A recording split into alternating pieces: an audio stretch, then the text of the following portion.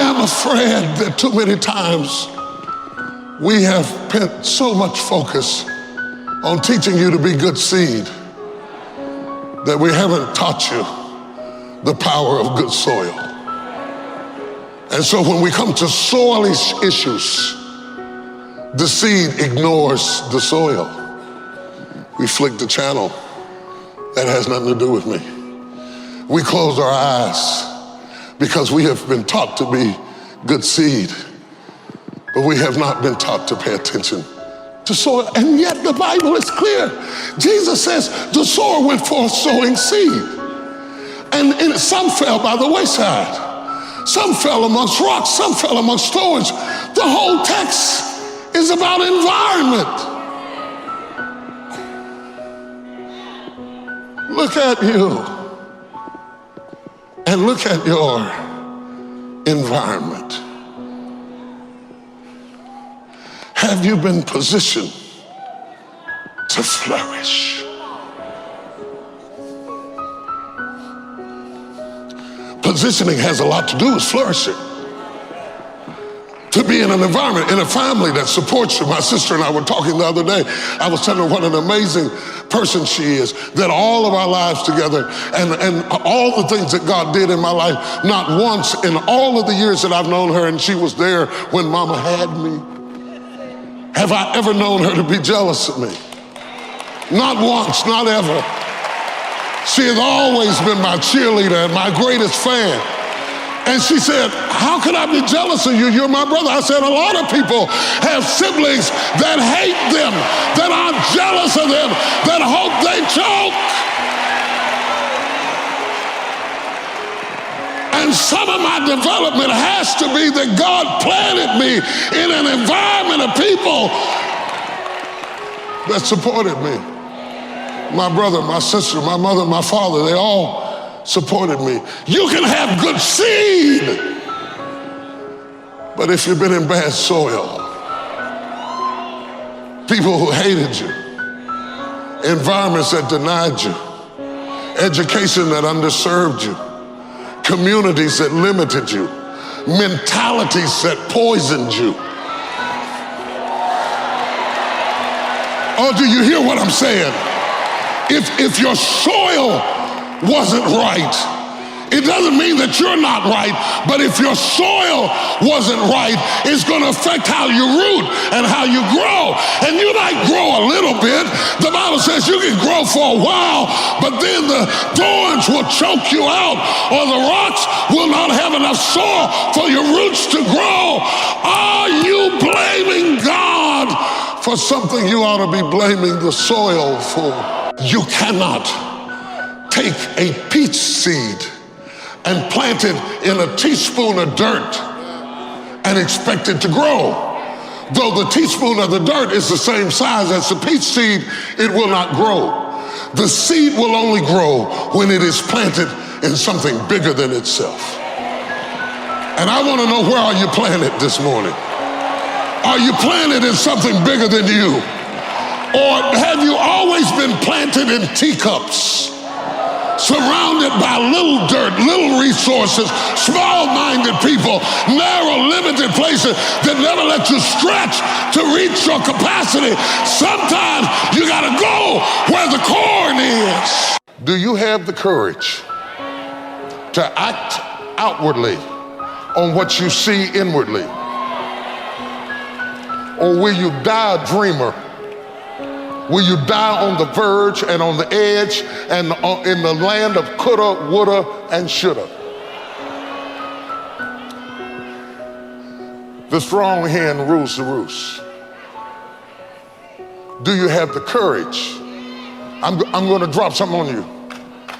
It takes courage to be successful. It is far easier not to be successful. Misery will always have company. Success breeds contempt. If you don't want to make waves, be mediocre. Be normal and fit in.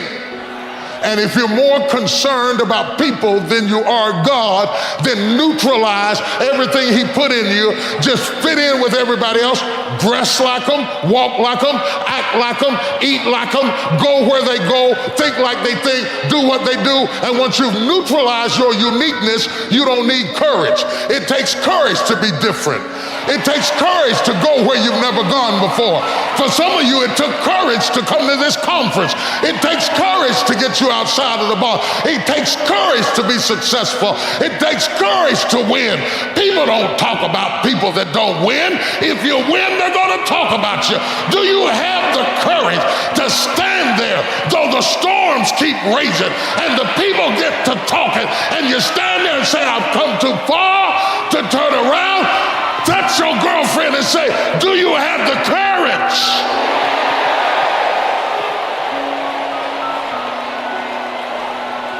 I'm going to say something to you. It takes courage to be exceptional. It takes courage to be wise. It takes courage to be rich. It takes courage to be educated. It takes courage to be knowledgeable, because the moment you do, but you don't talk like you forgot where you came from. Look at you, it takes courage.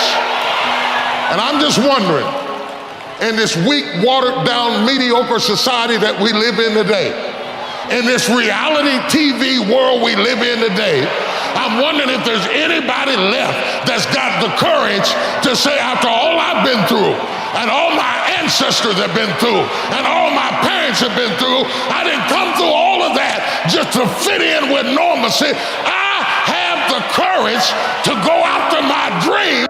My challenge in our generation is that gradually, through entertainment, through television, through media, through every way possible, we are living in a generation of the dumbing down of ideas, because we have traded effectiveness for busyness.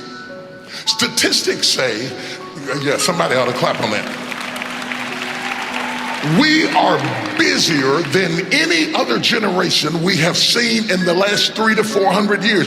We are so busy. We are busier than a one-arm wallpaper hanger. We're just busy.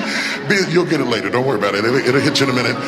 We are just as busy as we can be, and we think because we're busy, we're effective. But I want you to challenge your schedule for a minute and ask yourself, are you really being effective, or is your life cluttered with all kinds of stuff that demands you and drains you and taxes you and stops you from being your highest and best self? And are you substituting busyness and all the chaos that goes along with busyness from being effective? Let me tell you, a bunch of scientists got together and they began to do some research, and they begin to determine that 80% of the things we do are busy things that we do in an area that is not effective, that the average person only spends 20% of their time doing the thing that they are really gifted at, created at, passionate about, excited to do, and the rest of it is all the dismal, dumb stuff that we all have to do in order to survive. Just crazy stuff that we're doing. Wonder what would happen if we would go from doing 80% of things that are busy but not effective, and 20% of the things that are really effective, if we would switch those numbers around and only give 20% of our time to the things that we have to do and 80% of our time to the thing that we were created to do.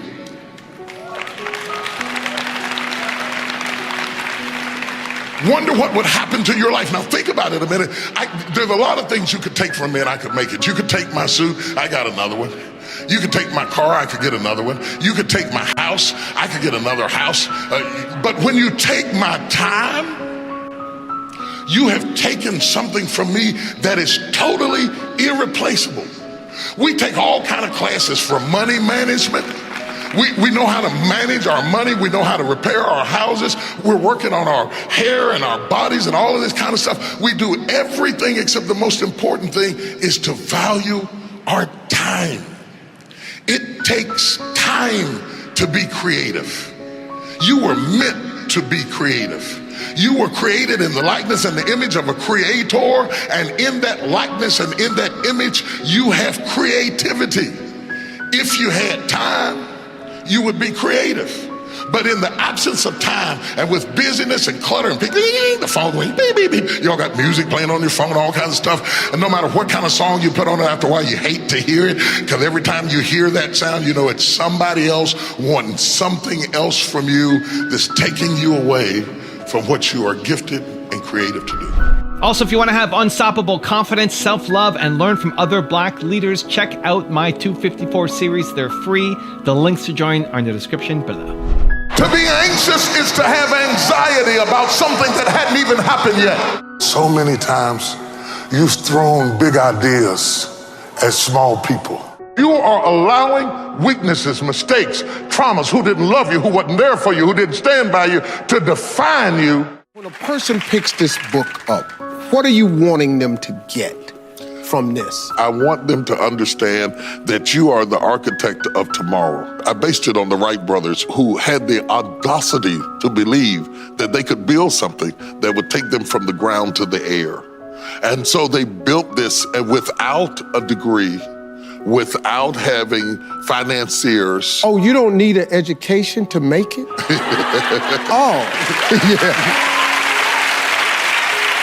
They didn't let any of the things that normally stop us. I don't have the money, I don't have the capital, I don't have the manufacturing. In fact, they built the first plane in a bicycle shop. Wow. The other thing that I think is important to mention, the gravitational pull that the Wright brothers had to break through is a law that whatever goes up must come down. Isaac Newton was absolutely right.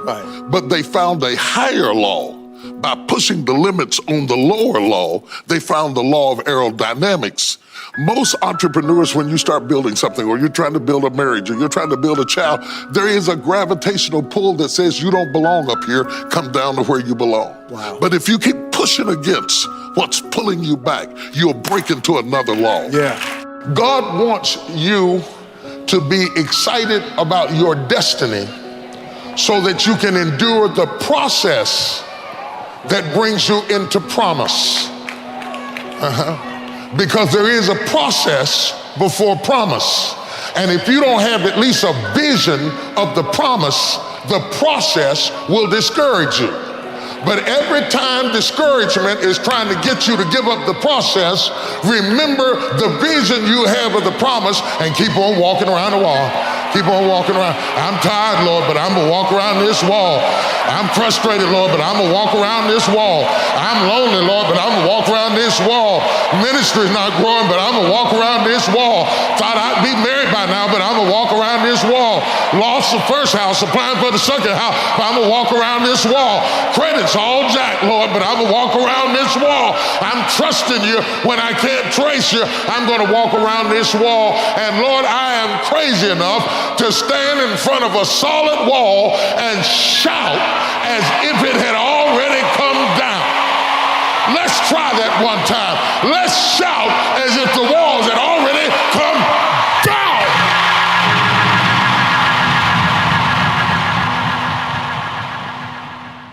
People think I often, well, that's for those people over there, or when I get myself together, I'm gonna live on purpose. Right. But you say it is possible wherever you are right now, Facebook, anywhere in the world watching us, that even if you're in the middle of a disaster, right, you can use that disaster for direction. Absolutely, because it is through the disaster, it is through the adversity that our strength is developed.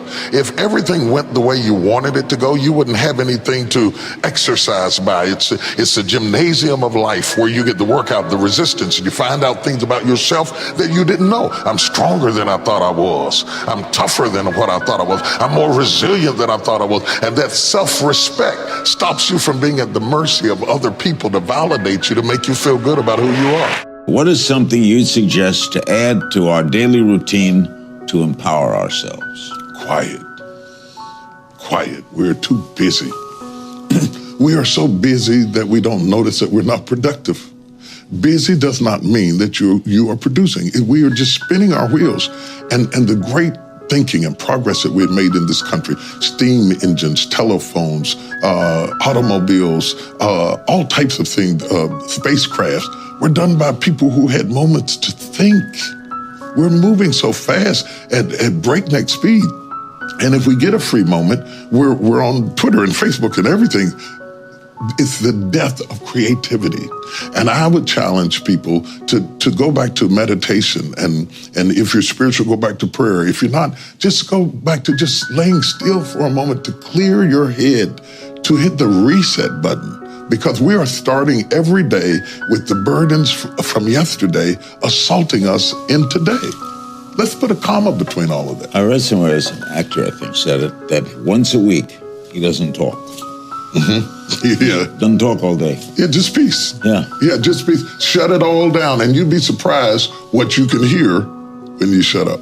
It is not what you think about God that is holding you. It is what you think about you that is holding you. Oh, let me try it on them. It is not what you think about God that is holding you. You got great thoughts about God. It is what you think about you that keeps bringing you back down to playing the same role in the same movie over and over again. You will not accept God's script. God has a script for you to go by. You will not accept God's script because you are allowing weaknesses, mistakes, traumas, who didn't love you, who wasn't there for you, who didn't stand by you, to define you, and you are letting the enemy script you for the life Jesus died to give you. Have you franchised what works in your life? That's what the second step is. So many people become fruitful and they say, this is working and I've done this and I've accomplished this, but I'm not fulfilled at it anymore and I'm frustrated and I wonder why I feel the way I do. The reason you do, because you haven't taken the second step. Once it works in a microcosm, in a controlled environment, in this city or that neighborhood or this place, you want to then multiply that which is fruitful. You want to terminate that which is not. I talk, you'd be surprised. I talk a lot when I'm on stage. I'm quiet when I'm at home. I'm very quiet when I'm at home. I tend to be a very quiet person. You got to balance. You can't just be rattling all the time. It drives me crazy when people talk too much. It drives me crazy when they just go on and on and on and on because, see, I pay attention. And if you're not going anywhere with this, it drives me crazy. One of the strengths of preaching is outline. Because the outline gives the listener something to follow that has structure. When you're all over the place, everything you're saying may be true, but because your message has no focus, it becomes hard to follow. It's hard to follow somebody who doesn't have focus. Where are we going with this? What is the point? What are you talking about? Get to the point. What is this about? And for a while you'll listen because you're trying to see if it has structure. And when you figure out that they're just talking and it has no relevance, you go. If you didn't get a good job, you have to create a good job. Come on. Yeah, you have to create a job. Yeah. You have to carve out a niche in the earth for yourself and be creative. You must realize that we were created by a creator who created us in his likeness and in his image. And if our creator is a creator, then I have to be creative. Somewhere down inside of every single solitary person in this room is creativity, whether you tap into it or not. We were not meant to follow a marching band and follow it behind other people's creativity and not discover our own. You have creativity, you have passion, and you have purpose, and giving people the freedom and the wherewithal to build that. I suddenly realized when I sat down to write this book that everything I ever experienced, I had to build from the ground up. I never inherited anything. I mean, my father gave me a watch, and I appreciate it. And my parents weren't so much into what they left to you, but they were masterful at what they left in you. I came to deliver a message to every person in this room who's had a struggle, who's had some pains, who's had some tests, who's got some creative ideas, but you've gone through some really tough stuff. Let me tell you something, the stuff you've been through, don't pay it any attention. It is just a sign that the baby is coming. You're on the verge of birthing. You're on the verge of birthing. You're on the verge of birthing. You're about to give birth. I want you to touch everybody you can reach and tell them the baby is coming. The baby is coming. The baby is coming. The baby is coming. The baby is coming. The baby is coming. The baby is coming. The baby is coming. You don't want to leave me now. The baby is coming. You don't want to walk out on me now. The baby is coming. I haven't had my best idea yet. I haven't had my most creative moment yet. I haven't produced my dream yet. I don't care whether you're 30, 40, 50, 60, 70. There's something down inside of you that's still kicking inside of you that wants to get out, and it wants to live. It wants to live. The whole reason you're here today is because there's something in you that needs to be fed, that needs to be stirred, that needs to be electrified, that needs to be illuminated. There's something down inside of you crying, let me out! Let me out! Make some noise in this place! Yes, yes, yes! We are waiting on your water to break and for you to give birth to the greatest idea you have ever had. Make some noise in this place.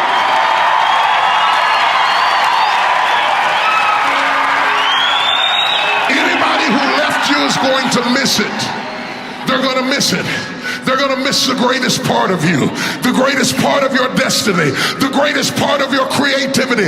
It took everything you went through yesterday to get you ready for what you are about to do today. You are standing on the verge of a great awakening, or you wouldn't be here. If I'm talking to you, make some noise in this place.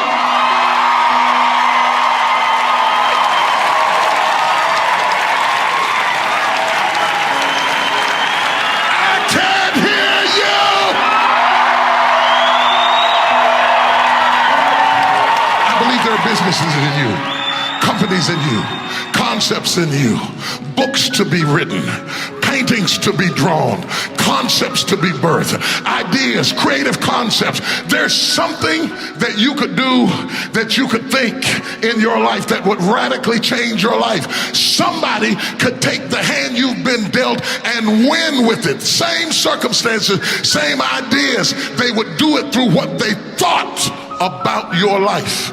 But we don't need somebody, because we got you. We got you.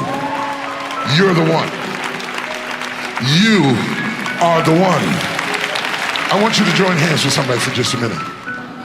I'm telling you right now, if you are going to birth your dream, your calling, your passion, and the second half of your life, you can't draw back when life gets tough.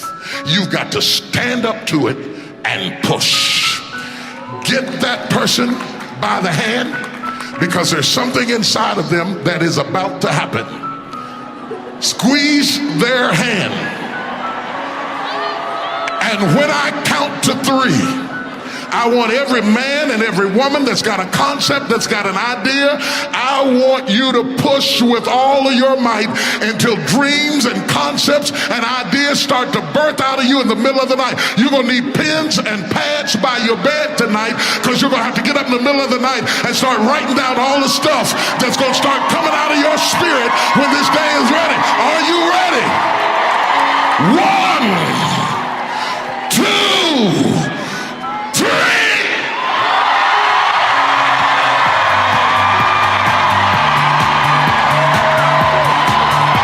If you push it, you can have it. God bless you. It's yours for the taking.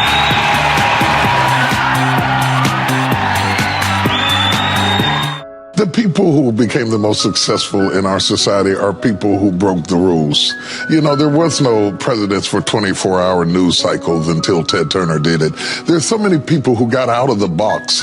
Look at Apple and the birth of the whole notion of Apple, or Nike. I talk about in the book, and the birthing of that corporation, how they did something with the tennis shoe that had never been done before. If you only base your decisions on empirical data, you can only repeat what somebody else already did. If you follow your instincts and your own God-given creativity, we can go where we have not been before. Be strong and very courageous. Be strong and very courageous.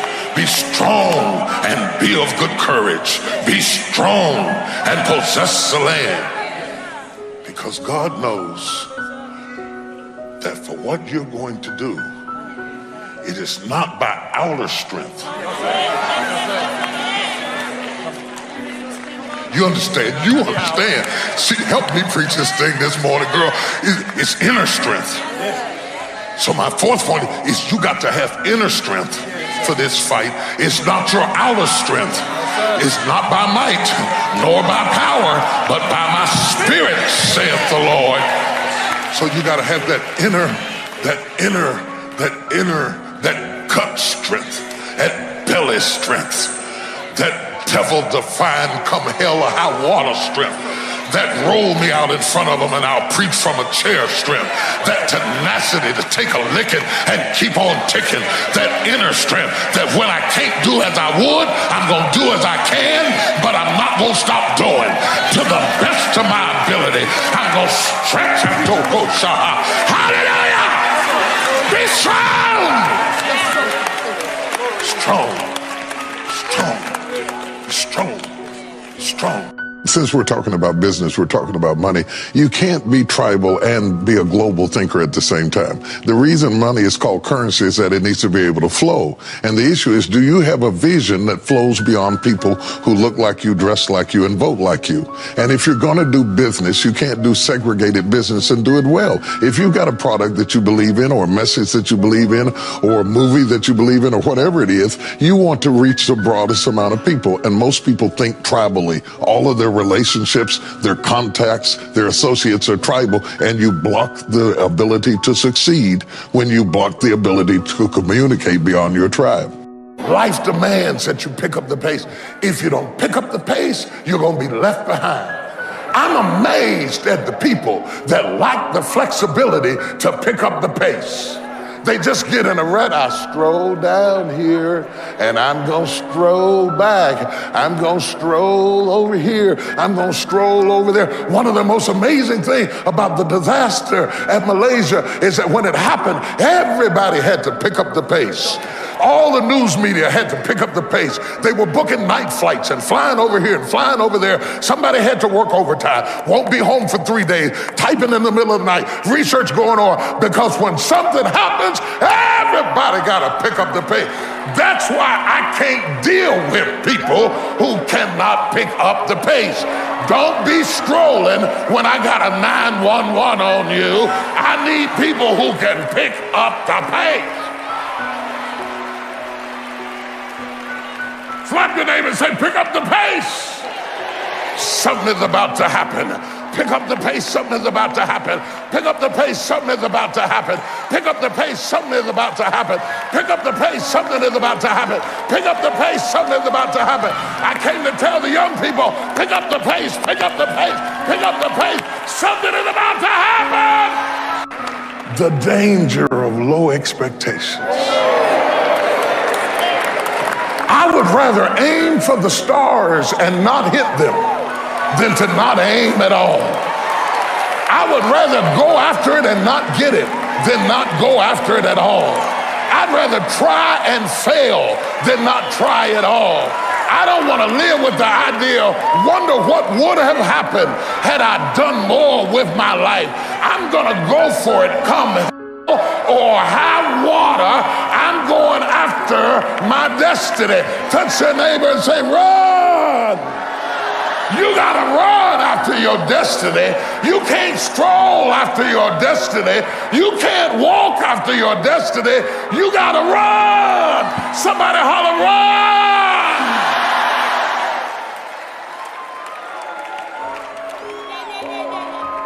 You got to run. You gotta run. You gotta run. You can't just wake up in the morning and let me see what's gonna happen today.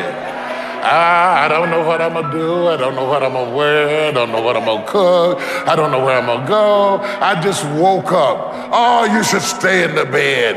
Give the day to somebody who's gonna run after their destiny. Give the day to somebody who has a plan, who has a strategy, because success is never an accident. And if you don't want it, get out of my way, because there are some people who want to do something with their life who will run. And so many times you have a modicum of talent in an area, maybe just enough talent to appreciate people who are really called to that area. It doesn't mean that you need to necessarily go out and do that thing. You must understand that the purpose is an underlying chemistry that makes you live your life. It may not be, you may not have a strong talent. Let me give an example, because I'm messing mine up. Let me give you an example. I have talent as a musician. I can play the piano, not well enough to be maestro, but I have a modicum of talent in that area, but that was not my purpose.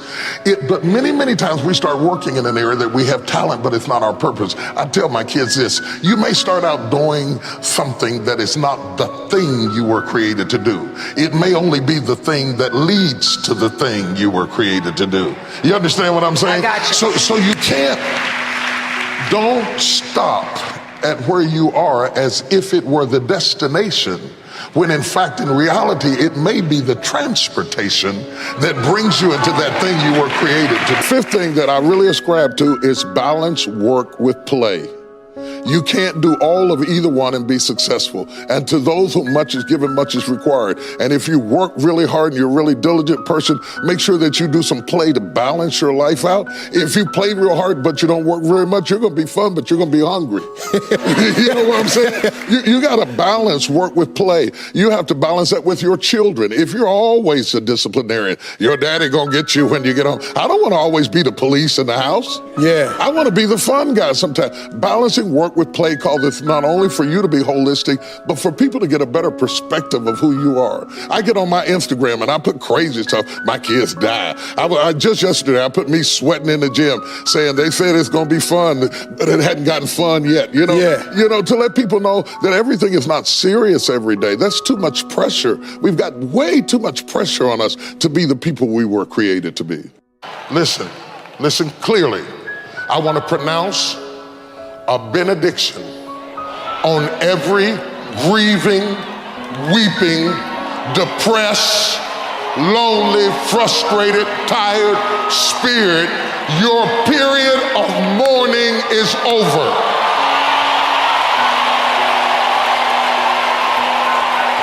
Touch your girlfriend, your sister girl, your cousin, or me, Mom, and tell her I cried my last tear yesterday. I cried my last tear yesterday. I cried my last tear yesterday. I cried my last tear yesterday. I cried my last tear yesterday. You can send them flowers back. You can give that sympathy card back. You can stop looking at me all pitiful. You can stop seeing me as charity. I got my strength back. I got my fight back. I got my drive back. Focus back. Glory to God. I'm forgetting those things which are behind and reaching to those things which are before. I got some press down in me. Yeah. Shake your sister girl. Say, I got some press in me. That's how I got in here tonight. I got some press down in me. That's why I'm watching on television. I got some press down in me. I got some fight in me. If you don't believe I got some press in me, look back in my history and ask the folk who me. Ask the people who said I would never make it. I got some press in me. I made it without them. I made it in. Make relationships count. Making your relationships count, because everything is about relationships. First of all, your relationship with God. That's a very important thing to have, because as long as you know that there's somebody in charge, you don't have to bear the brunt of the responsibility and the weight of what's going on in your life. Yeah. You can talk to the boss. Okay. Yeah. Number two, enjoy your relationship with yourself. If you don't like you, it makes it hard for me to like you. Because people, when you walk into their atmosphere, they draw you into the cosmos of their own drama. And if they're full of drama without you, when you come in, you become caught up in the cyclone of their drama. Yeah. Enjoy your relationship with yourself. And then anybody else who comes in, they enter into a party you already started. You understand? Yeah, yeah. And then the relationship with your kids, the relationship with your spouse, the relationship with your friends, taking time to enjoy the relationships, because there is no fruit. Nature teaches us that there is no fruit without relationships. You cannot be fruitful by yourself in business, in home, Nothing. in life, in church. I don't care what it is. You are no more than the relationships you surround yourself with, and make sure that those are good ones. You call comfort in your book a cage. Comfort is a cage. We used to be pioneers. That's how the country was settled. And we stopped pioneering new things. We stay where it's comfortable. We play where it's safe. We don't really get out into the wild of the possibilities. We stay in the confined cage of that is tangible and touchable, 9 to 5, and that's it. But we need more creativity, and we need to follow our instincts. Now, without that, you may make some money, but you won't find fulfillment. Always go to something bigger than yourself. I'm wondering if you've been defeated because you have been giving yourself wholly to something that was too small to hold you.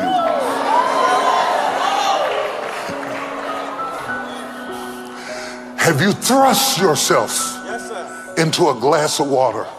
Yes, sir. Have you leaped off the diving board into a cereal bowl person?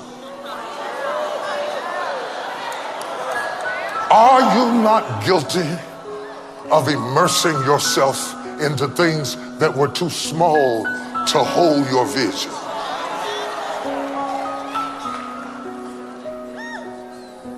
Oh my God, this is so good, I'm gonna get the CD myself.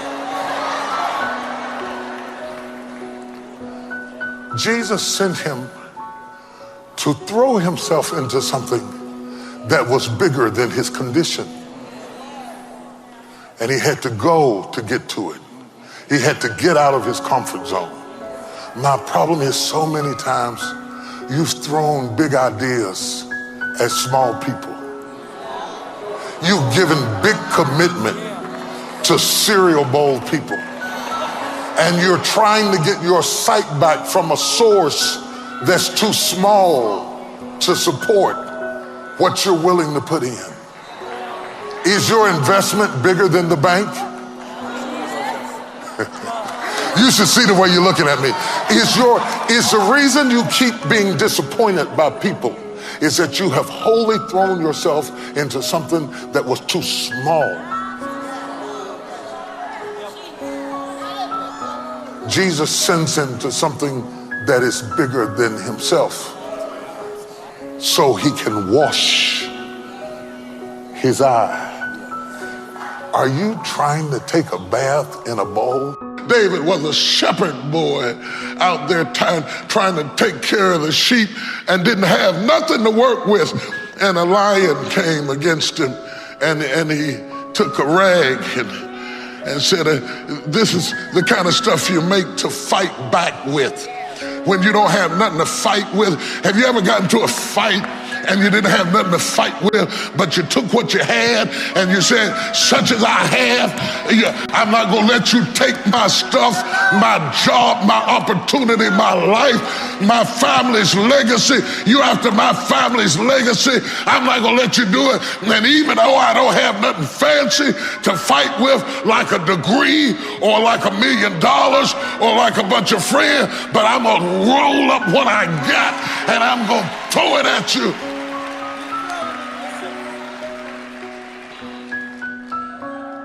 Kill the lion and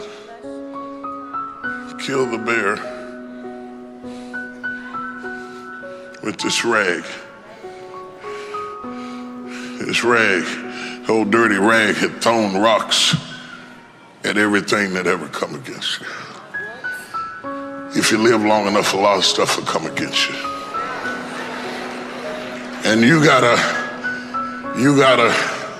throw what you got at it. You can't throw what you wish you had. You can't throw what your neighbor had. You gotta throw what you got at it.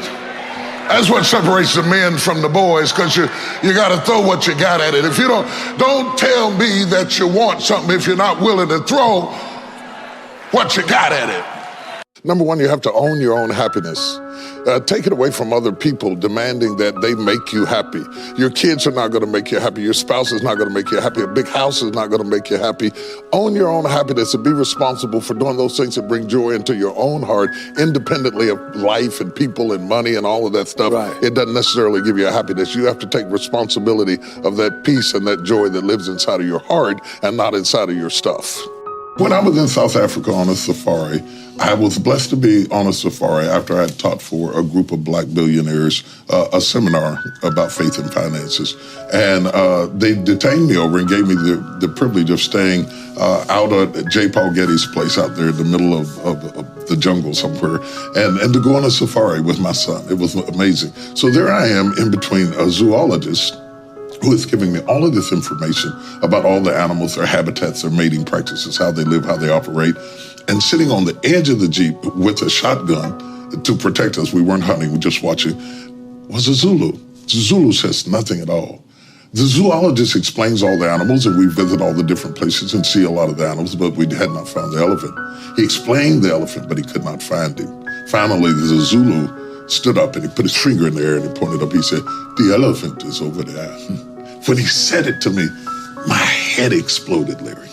It exploded because all of a sudden I realized I'm sitting between intellect and instinct. Mm-hmm. Intellect can describe it, but only instinct can find it. And from the premise of that ideology, I begin to go back through all of my life and begin to see not only me, but others, how if they position themselves between intellect and instinct and know when to yield to which one, that next big thing, whether it's an elephant, an entrepreneurial pursuit, or raising a family, it is simply over there if you follow your instinct. To be anxious is to have anxiety about something that hadn't even happened yet. Some of you are so worried by the threat of trouble. You're not in trouble, it's just that trouble has threatened you. And the threat of what might happen, what could happen,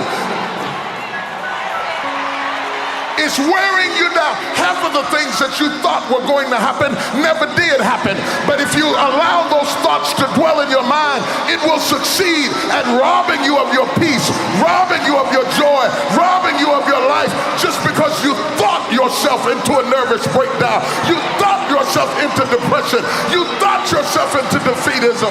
The mind is the battleground. The fight is in your mind. So I want to challenge you to waste no more effort wrestling with other people. I never wanted to be famous. I prayed to be effective. Wow. Yeah, I prayed to be effective. And you were, and you are.